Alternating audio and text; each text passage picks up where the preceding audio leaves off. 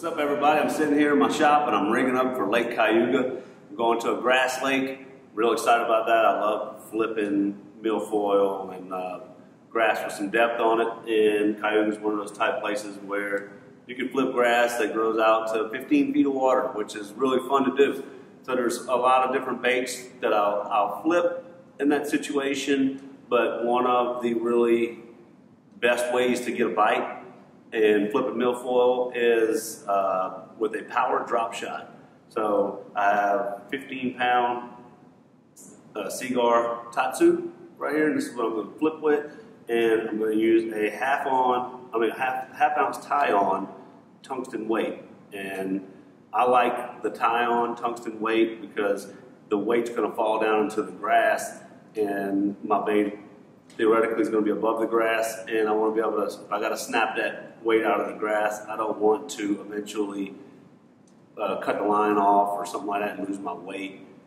Some of that grass has zebra mussels in it and stuff, and it's just, I like it when they're tied on. You get, it just stays on better. And then when the fish jumps, they don't throw it and stuff. So it's just a typical drop shot, but what's really cool is Missile came out with the perfect worm for this technique.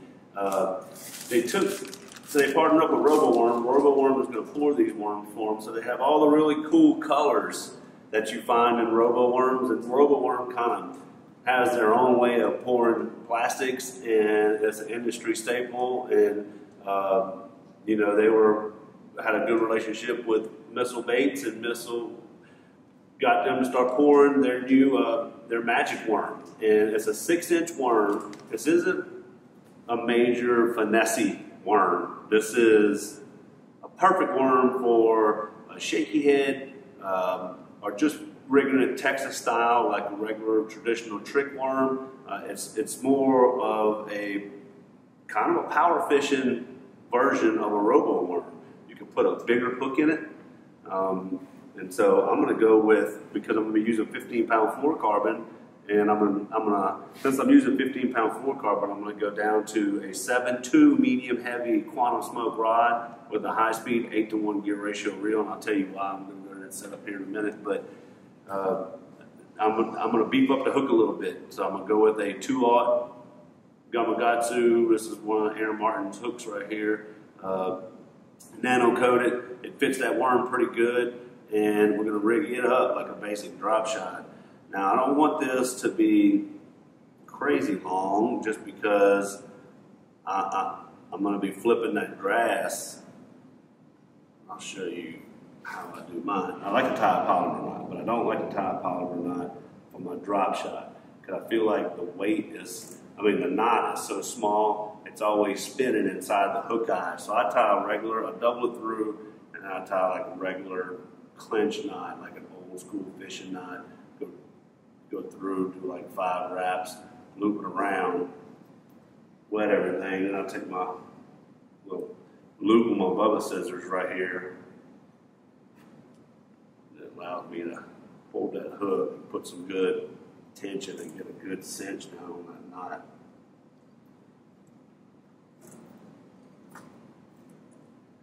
And then that knot, basically, it won't roll down into that eye and get all set.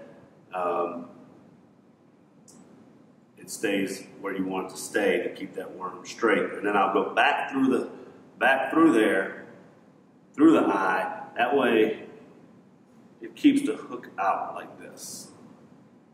So if you have a polymer knot, a lot of times that knot will roll down into the eye, and it just gets in a bad position, and it makes your bait sit kind of dumb, you know. So that cinch knot, it's a bigger knot, and it stays in position a lot better. And you want that hook to stay straight out just like that. And then I'll come down here to the bottom, and I'll tie this 1/2 or 3/8. I wouldn't go much lighter than a 3/8 when you're flipping grass, just because you're just going to fight it. I want the bait to get down there. A lot of fish in milfoil or looking for a reaction bite. I don't want them to get too good a look at it.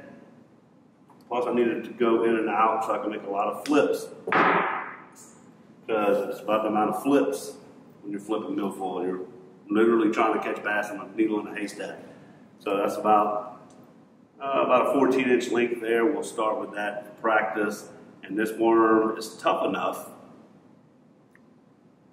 What I like about it is tough enough to where I can put a good hook in it, and it can handle going in and out of grass, but it still has the colors of those high-end finesse worms that we use for drop shot. So the difference between drop shot fish and, say, jig fish.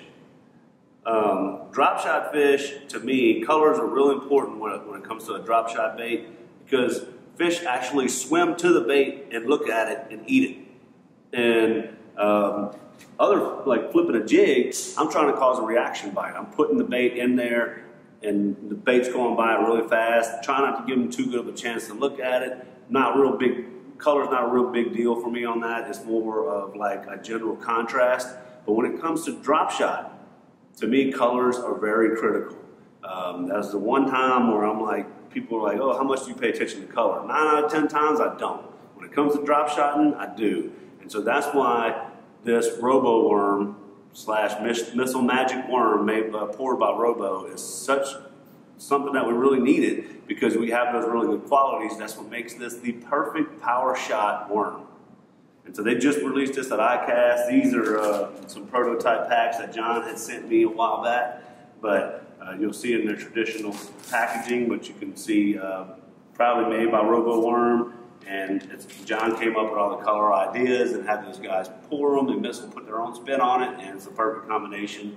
And that'll be the deal. I got on a high-speed 8-to-1 gear ratio reel, and the reason I want that is because when you're flipping down in a milfoil, if it's 10 foot tall and your bait goes down into it and a fish bites it before you have a chance to know about it, he may be 10 feet over. Well, your line's going to be wrapped up over those long stalks of milfoil, and it's really hard to get a good hook in those fish.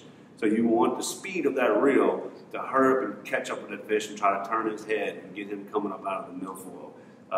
But I went with a 7.2 length rod, because that little bit of length gives me the power. But the medium heavy gives me a soft enough tip to compensate for flipping with 15-pound line. This is still finesse fishing. I could take this all the way up to 20-pound line if I want to, but it's really clear water on Cayuga, and the whole point of me fishing a power drop shot over there is to have a finesse, more power presentation. So this is my in-between. This is 15-pound line. All you got to do is match the hook and the rod to that, and you'll be just fine. So that's a real good setup. It's that time of the year where we're starting to flip that grass. The grass is thick on a lot of lakes, and so when you're going behind a guy just flipping a jig or punching a big, heavy D-bomb with a punch skirt on it, I got all that stuff rigged up too.